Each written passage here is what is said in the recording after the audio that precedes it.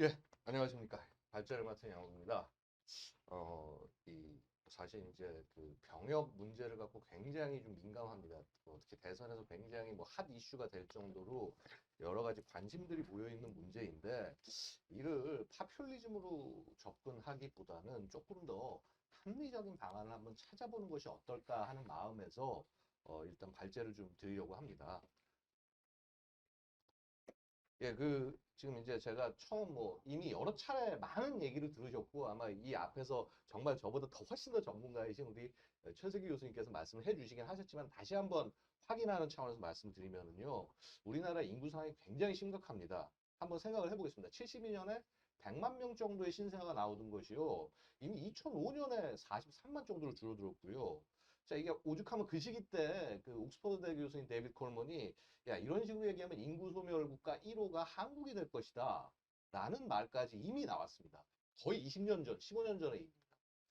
자, 그리고 지금 이 악재가 계속 어떻게 반복이 되냐 하면은, 자, 이제 출생아 비율이 1도 되지 않습니다. 그 말은 결국 인구가 계속적으로 줄어들 것이다.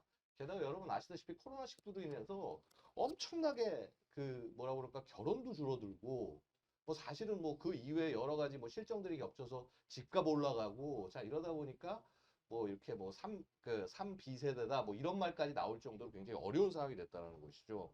자, 그래서 2040년에 가면 출산율이 0.73명. 이게 30%씩 줄어드는 거죠. 그 인구 추정수가 이제 뭐 4,700만 명 정도로 이렇게 사실 국회 예산정책처에서 이게 2019년 연구였나요? 아마 그랬던 걸로 기억하는데 이거가 되려 이거는 낙관이다. 코로나를 감안 안 한 거기 때문에 훨씬 더 떨어질 수 있다라는 얘기까지 나오고 있는 상황입니다. 굉장히 좀 긴장해야 될 상황이라고 말씀드릴 수가 있고요. 특히 뭐 2017년 이후에 우리 노인 인구가 유소년 인구를 넘어섰기 때문에 결국 이 굉장히 좀 우리가 이 인구라는 측면에서 심각한 상황을 맞았다고 말씀드릴 수가 있고요. 그럼 이 인구 절벽하고 병력과 무슨 상관관계가 있냐? 자, 여러분 혹시 지금 국방개혁 2.0 혹은 국방개혁 2020이라는 말씀 많이 들어보시지 않습니까?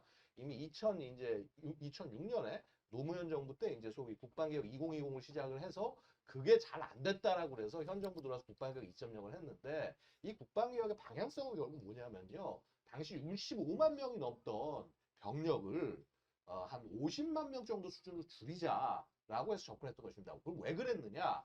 바로 여러분 아시다시피 1997년 이후에 IMF 사태 이후로 인구가 또 급격히 떨어졌기 때문에 결국 이 병역 수가 이걸 맞출 수가 없다. 그래서 줄일 수밖에 없다라는 그런 목표를 통해서 왔습니다. 그래서 지금 현재 소위 52만 5천 명 체제, 아마 내년부터 그렇게 할 겁니다. 그거를 10년 이상 쭉 끌고 가는 체제를 끌고 왔다라고 얘기를 하는데, 자, 문제는 어떻습니까? 인구가 이제 더 줄었습니다. 자, 이제 또 줄어드는 인구에 맞춰서 국방개혁을 다시 해야 되는 굉장히 복잡한 상황에 빠지게 됐다는 것이죠. 그래서 저도 뭐 개인적으로 작년에 국방부 연구를 뭐 거의 한 3개 정도를 동시에 추진을 했는데 이게 전부 다 뭐냐 하면은 야, 이거 인구 줄어드는 거 어떻게 감당해야 될 거냐. 어떻게 싸우는 방법을 바꿔야 되고 지휘 구조를 바꿔야 되고 도대체 어떻게 끌고 가야 될 거냐라는 얘기를 하고 있다는 것입니다. 결국은 지금 이제 현재 50만 명을 끌고 가는 구조를 말씀드리면요. 한 20여만 명 정도가 간부, 그 다음에 30만 명 정도가 병사로 유지가 되는데 30만 명이 연인원입니다. 근데 이제 이 30만 명의 연인원을 하려고 그러면 생각해 보십시오. 여러분들 지금 우리 군복무가 1년 6개월을 하지 않습니까? 그러니까 이제 예를 들어서 이런 거죠. 한 연간 20만 명 정도를 확보하면 곱하기 1.5 하시면 되니까. 그러니까 30만 명이 확보가 되는 겁니다. 그러니까 최소 20만 명만 유지를 해야 된다라고 생각을 하는데 우리 인구가 보면 이렇게 출생해서 이제 중간에 뭐 돌아가시는 분도 아주 적지만 있을 것이고요. 자, 그다음에 또 뭐 이렇게 검사를 해보니까 이분 군대 가는 것이 좀 적절하지 않다는 분들이 사실은 10% 이상이 쭉 넘어왔는데 그런 분들에 대한 기준들을 상당히 낮춰서 군대를 무조건 데려오게 되는 이런 상황을 맞게 된다는 것이죠. 그래서 지금 보면 아직까지 예를 들어서 2025년 요때까지 충원 인력이 괜찮은데 그림 한번 보시면 아시겠습니다만은 자, 2038년 이때 이후로 그러니까 당장 뭐 2036년부터 쭉 줄어들기 시작하죠. 해서 2038년, 39년 되면은 거의 15만 명, 14만 명, 13만 명까지 떨어집니다. 한마디로 현재의 구도를 갖고는요, 징병제를 유지조차 하기 어렵다는 얘기가 됩니다. 그래서 자, 이런 상황이 났는데 지금 제가 한 가지 드리고 싶은 말씀은 이겁니다. 그러니까 과연 우리가 징병제, 모병제를 얘기하는데요. 이거는 제도는 사람을 어떻게 활용할 것인가에 관한 그 제도적인 접근인데 더 중요한 건 이 제도를 왜 하느냐? 그만큼 병력이 필요하기 때문에 한다는 것입니다. 즉 모병제냐 징병제냐라고 하는 제도의 어떤 선택을 하는 것이 중요한 것이기보다 더 중요한 것은 대한민국이라는 국가를 수호하기 위해서 중요한 것은 얼마만큼의 병력이 필요하냐가 훨씬 더 중요한 하다는 것입니다. 그래서 그 말씀을 먼저 드리고 싶습니다. 결국은 지금 모병제냐 징병제냐라고 논란이 나오는 것은요. 결국 이게 자칫 잘못하면 선거에 그 어떤 표를 활용하기 위한 파퓰리즘밖에 접근될 수 없다는 것입니다. 실제 모병제든 징병제든 그만한 숫자를 확보할 수 있느냐? 이 정책이 정말 확실하게 가능한 거냐?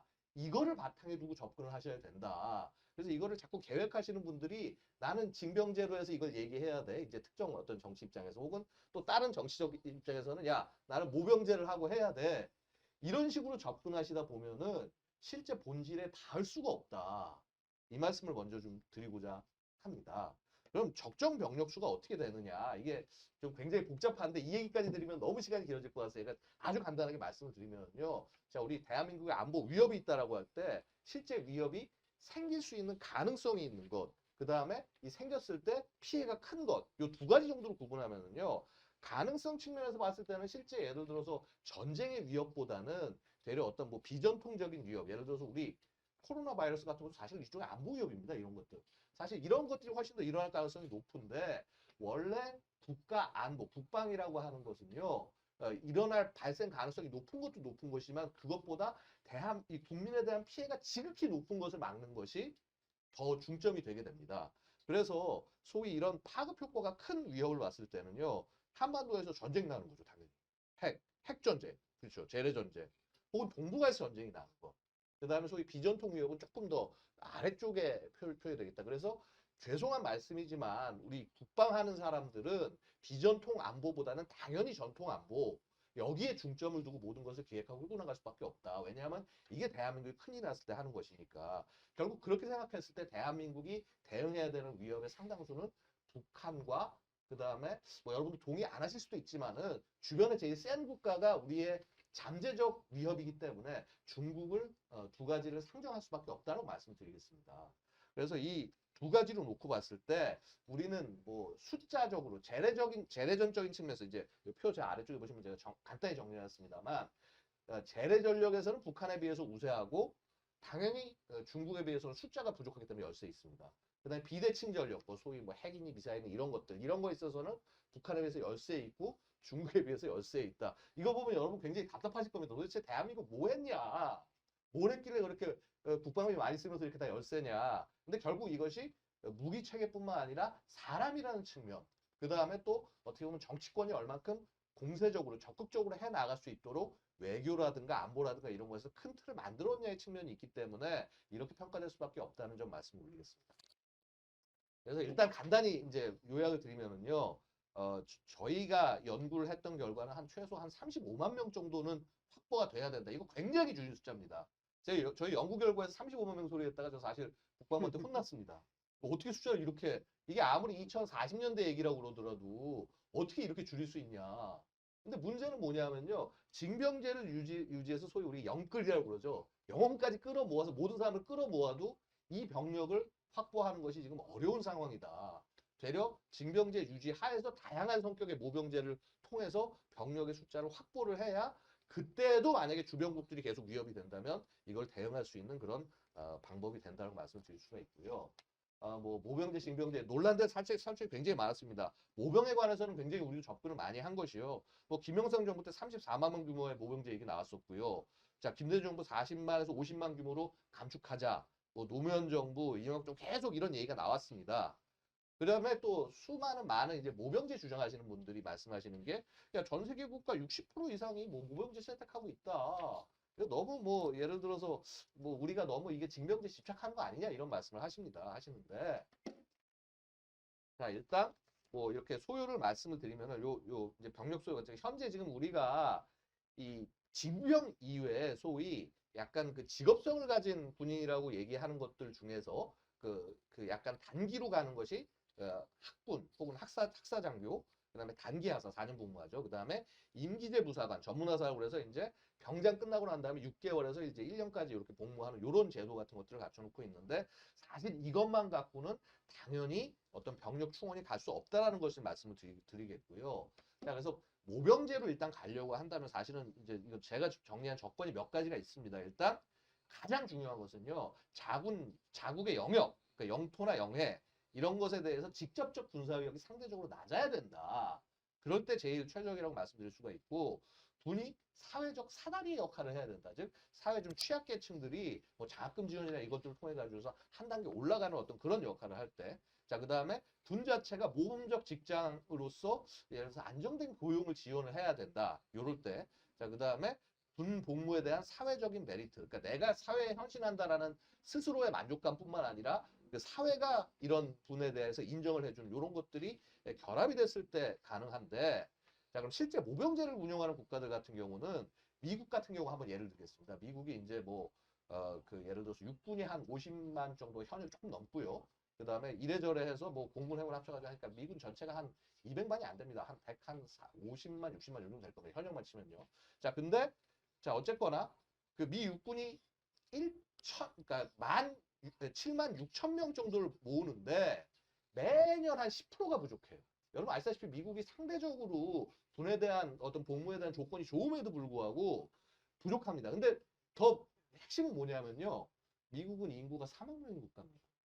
그런데도 저렇게 7만 6천 명 모으는데 10%가 계속적으로 비게 되고요. 자, 그다음 우리 대표적인 대만 얘기를 합니다만, 대만이 그 뭐 지원병 충원율이 81%밖에 안 됩니다.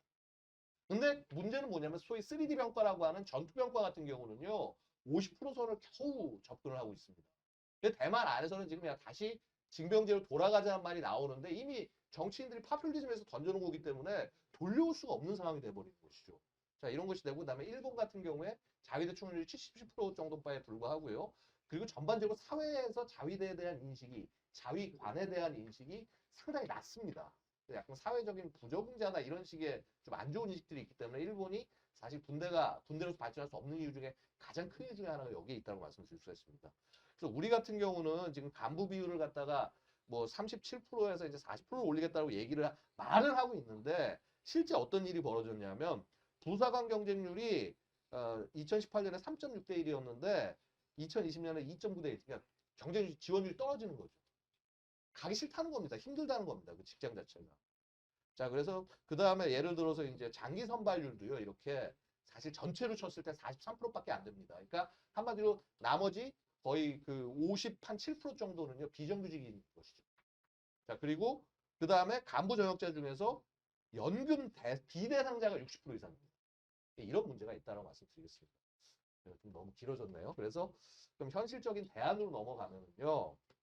자, 일단 선택적 모병제라고 해서 이제 일부 캠퍼스에 주장을 했습니다. 주장을 했는데, 즉 뭐냐 하면은 그 이제 점차적으로 이제 15만 명으로 줄어드니 미래에 그 나머지 한 10만 명 정도를 갖다 전투부사관과 뭐 군무원으로 채워넣자라는 얘기를 하는데, 이게 지금 뭐냐면 행정, 군수, 교육 분야 군무원을 갖다가 바꾼다? 이게 사실 군수하고요, 교육이 이거는 민간으로 그 군무원한테 맡길 수 없는 겁니다. 이건 전투하고 직결된 것이기 때문에 분해해야 되는 것이라서 조금 떨어진다고 말씀드릴 수가 있고요.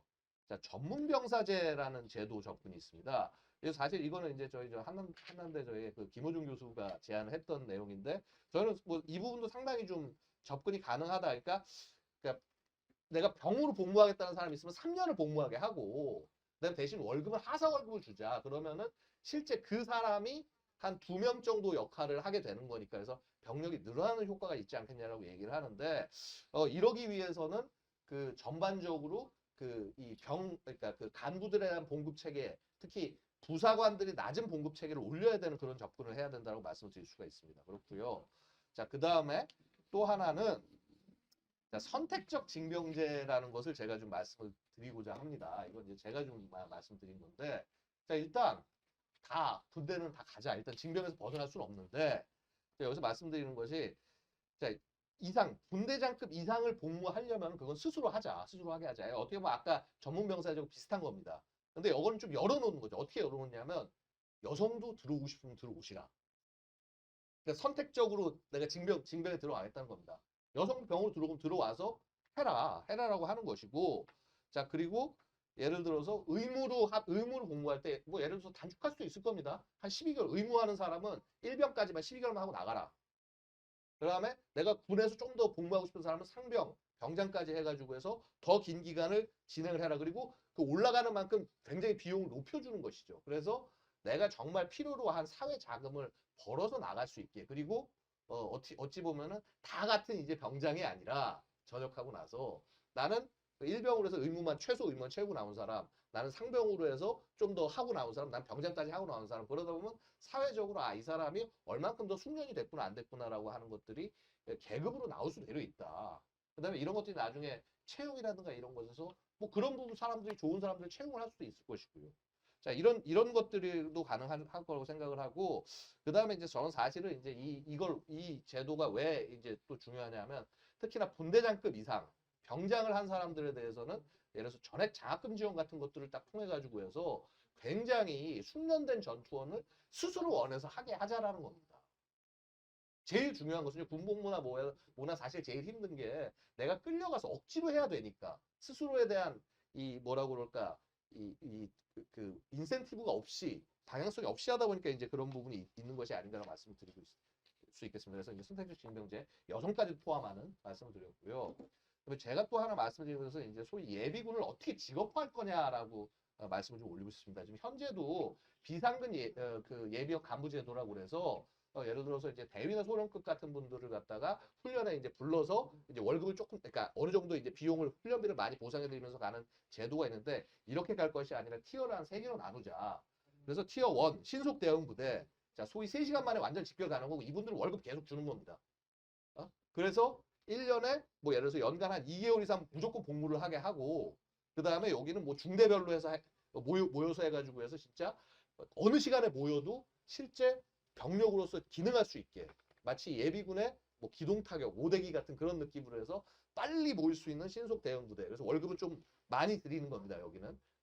그래서 그다음에 이제 전선중원 부대. 여기는 한 12시간 이상 내 집결을 해가지고 해서 좀 이렇게 좀 대대별 규모, 이렇게 좀 덩치 큰 규모로 해서 이제 모여서 하는 것이고요. 다만 이 신속 대응 부대에 비해서는 월급이 조금 좀 작은데 자, 이 개념을 왜 말씀드리냐면 바로 이러한 티어 1과 티어 2에 관한 것들이 일종의 투잡이 될 수 있는 것이죠. 그래서 자신의 그 예를 들어서 조금 어떤 그 일을 좀 여유 있게 하시면서 나는 군복무도 같이 하고 싶은 분들 이런 가치를 찾는 분들을 스스로 오게 만드는 그런 제도 같은 것도 충분히 가능하지 않겠느냐. 티어 3는 기존의 예비군과 똑같아서 이제 별 혜택은 없게 이런 식으로 해서 티어별로 접근한다면 본인이 선택할 수 있는 그런 복무가 가능하지 않겠냐. 그런 측면으로 말씀을 올리겠습니다. 이상입니다.